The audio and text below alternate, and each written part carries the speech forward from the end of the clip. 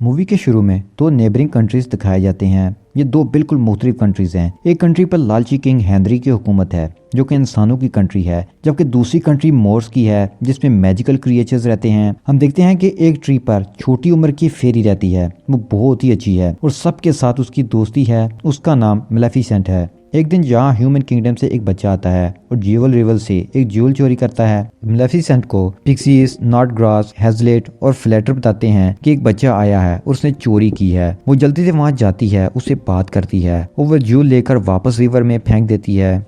अब वो उसे लेकर वापस ह्यूमन किंगडम की तरफ जाती है। रास्ते में वो बच्चा उसे बताता है कि मेरा मकसद है कि मैं इस कैसल में जाऊं, लेकिन अभी मैं यतीम हूँ और बॉन्ड में रहता हूँ। फिर जाते हुए वो उसे अपना नाम स्टीफन बताता है और हाथ आगे बढ़ाता है। मेलेफिसेंट उससे हाथ मिलाती है तो उसे हाथ में पेन होता है। स्टीफन के पूछने पर वो बताती है कि उसने आयरन रिंग पहनी हुई है और ये फेरीज को हर्ट करती है, तो स्टीफन इस रिंग को उतार कर दूर फेंक देता है। वो वादा करके जाता है कि वो दोबारा जरूर मिलेगा। स्टीफन गरीब था लेकिन उसके बावजूद उसने अपनी रिंग फेंक दी। ये बात मेलेफिसेंट को बहुत अच्छी लगी थी। अब वो हर वक्त उसे ही सोचती रहती है। स्टीफन फिर उसे मिलने आता है और अब उनकी मुलाकातें होती रहती हैं और दोनों एक दूसरे को पसंद करने लगते हैं। मेलेफिसेंट की 16वीं बर्थडे पर स्टीफन उसे फर्स्ट लव किस करता है। उसके बाद स्टीफन पैसे कमाने और अपने ड्रीम्स पूरे करने चला जाता है। उसका मानना था कि वो अपनी जिंदगी के मकसद को जरूर पूरा करेगा, इसलिए कुछ अर्सा वो मोर्स नहीं आ पाता। इस दौरान मेलेफिसेंट एक बड़ी परी बन जाती है और मोर्स की हिफाजत शुरू कर देती है। अब हम देखते हैं कि लालची किंग हेनरी मोर्स की तरफ एक बहुत बड़ा लश्कर लेकर आता है। वो चाहता था कि वो इन क्रिएचर्स पर हुकूमत करे, उनकी कंट्री पर कब्जा कर ले और अपनी ताकत को बढ़ाए। मेलेफिसेंट दूर से उन्हें आता देख लेती है, फिर वो उनके पास जाकर उन्हें रोकने का कहती है। किंग हेनरी उसका मजाक उड़ाता है और अपनी आर्मी को उस पर अटैक करने का कहता है। आर्मी अटैक करती है। इधर मेलेफिसेंट भी मैजिक करती है और जंगल से ट्री ब्रांचेस के एक क्रिएचर्स निकलते हैं जो किंग हेनरी की आर्मी पर अटैक कर देते हैं।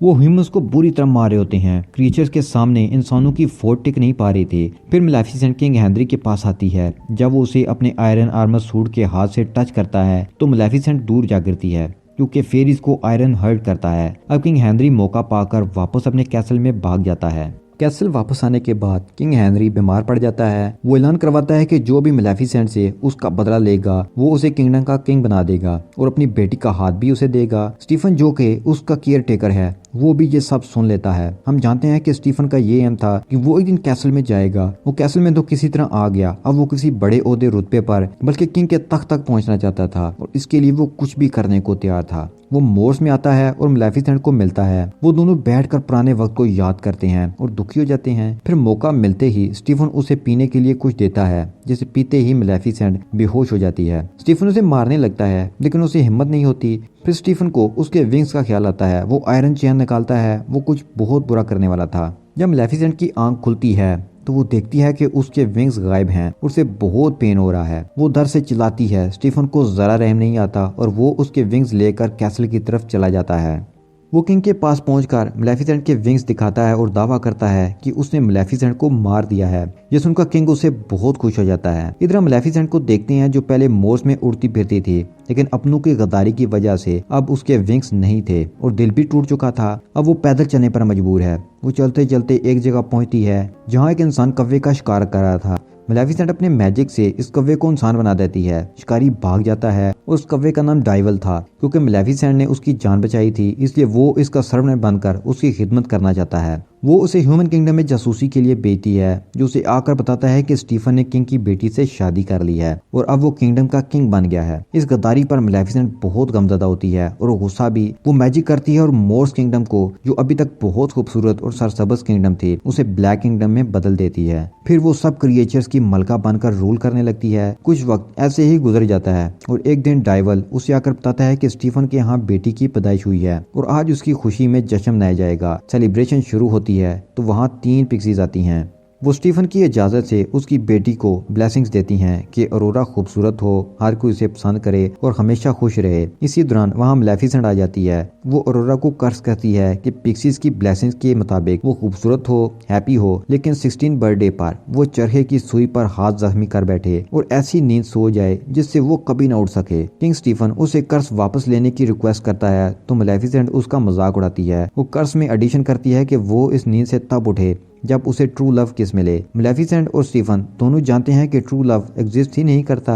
मेलेफिसेंट वहां से वापस आ जाती है। पीछे स्टीफन किंगडम के सारे चरखों को आग लगवा देता है और अपनी आर्मी मेलेफिसेंट को मारने के लिए भेजता है। लेकिन मेलेफिसेंट अपनी किंगडम के गिर्द ट्री ब्रांचेस से एक दीवार खड़ी कर देती है ताकि कभी कोई भी इंसान मोर्स में दाखिल ना हो सके। उसके बाद स्टीफन अरोरा पिक्सीज के हवाले कर देता है और उसकी 16 बर्थडे तक उन्हें जंगल में ही एक कॉटेज में भेज देता है। अब अरोरा का ख्याल रखने के लिए उन्हें इंसानी रूप इख्तियार करना पड़ता है, लेकिन उन्हें इंसानी बच्चे की केयर का कुछ भी पता नहीं होता। डेविल अरोरा को ढूंढ लेता है और मेलेफिसेंट को बता देता है। मेलेफिसेंट वहां आती है और वो अरोरा से चिढ़ जाती है। उसे अरोरा बिल्कुल भी पसंद नहीं आई। वो उसकी भूख से रोने की आवाज से भी चिढ़ जाती है, तो डेविल उसे खाना खिलाकर उसे चुप करवाता है। लेकिन अरोरा के बचपन से बड़े होने तक मेलेफिसेंट उस पर नजर रखती है और अरोरा का ख्याल भी रखती है। एक बार अरोरा उससे मिलती भी है। हम देखते हैं कि स्टीफन मेलेफिसेंट को अभी भूला नहीं था और वो उसके विंग से बातें करता रहता है। स्टीफन बार बार आर्मी भेजता है कि वो मेलेफिसेंट की बनाई हुई ट्री ब्रांचेस की वॉल को गिराएं, लेकिन हर बार वो नाकाम रहते हैं। अब वो दिन भी आ जाता है जब अरोरा बड़ी हो जाती है। इस सारे वक्त में मेलेफिसेंट उस पर नजर रखे हुए थी।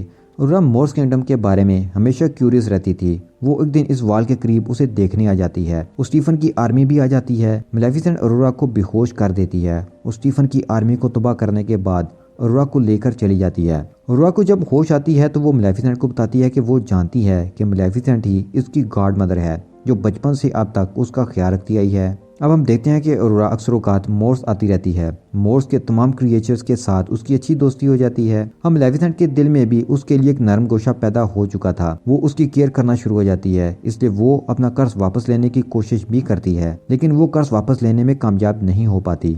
जैसे जैसे अरोरा की 16 बर्थडे नजदीक आती जा रही थी, दोनों किंगडम्स में बेचैनी बढ़ रही थी। स्टीफन को ख्वाब में भी मेलेफिसेंट नजर आती है। वो रातों को भी लेबर से आयरन बनवाता रहता है ताकि मेलेफिसेंट से वक्त आने पर मुकाबला कर सके। इधर मेलेफिसेंट अरोरा की बर्थडे से एक दिन पहले उसे बताती है कि ये दुनिया बुरे लोगों से भरी पड़ी है। वो दुनिया की इवल साइड एक्सप्लेन करती है। अरोरा बर्थडे के बाद मेलेफिसेंट के साथ मोर्स में ही रहने की ख्वाहिश का इजहार करती है और अपना ये डिसीजन अपनी आंटीज यानी पिक्सीज को बताने घर की तरफ निकल जाती है। रास्ते में उसे प्रिंस फिलिप मिलता है। मेलेफिसेंट और डेविल देख लेते हैं। डेविल उसे कहता है कि हम उम्मीद कर सकते हैं कि फिलिप अरोरा को ट्रू लव किस दे देगा और कर्ज खत्म हो जाएगा, जिस पर मेलेफिसेंट हंसती है और कहती है कि ट्रू लव कुछ भी नहीं होता, ये तो एग्जिस्ट ही नहीं करता, ये कहानियों की बातें हैं, इसलिए तो मैंने ये कर्ज दिया था।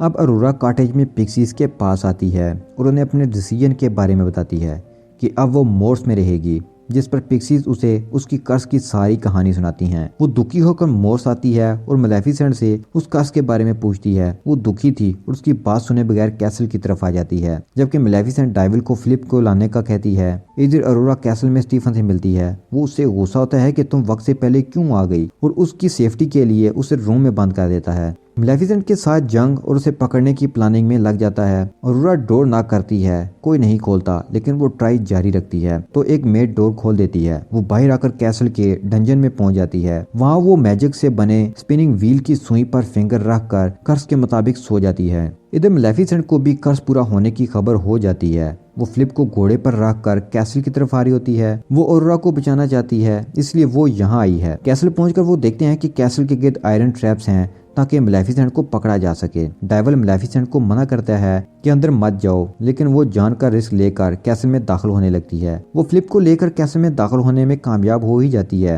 अरोरा के रूम में पहुंचकर वो फिलिप को भी साथ लाती है। पिक्सीज फिलिप को अरोरा को ट्रू किस करने का बोलते हैं। फिलिप किस करता है, लेकिन अरोरा नहीं जागती।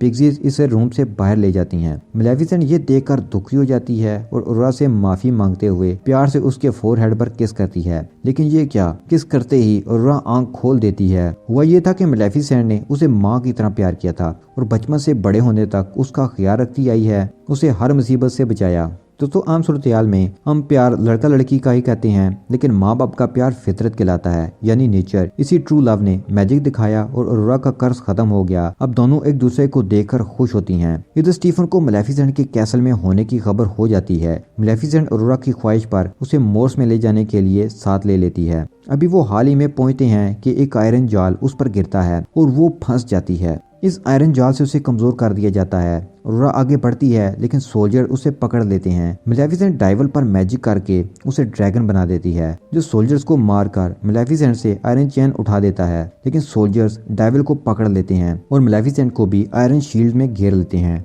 ड्रैगन कैसल को तबाह कर रहा होता है। मेलेफिसेंट ये देखकर अरोरा को कैसल से निकल जाने का कहती है। स्टीफन आयरन सूट पहनकर मेलेफिसेंट पर अटैक कर देता है। वो उसे आयरन चेन से मारता है और गिरा कर जान से मारने ही वाला होता है कि अरोरा उसके विंग्स जो कि एक बॉक्स में कैद थे तोड़ देती है और आजाद कर देती है। विंग्स आकर उससे अटैच हो जाते हैं। अब मेलेफिसेंट स्ट्रांग हो चुकी थी। वो सोल्जर्स पर अटैक करके डायवल को आजाद करवाती है।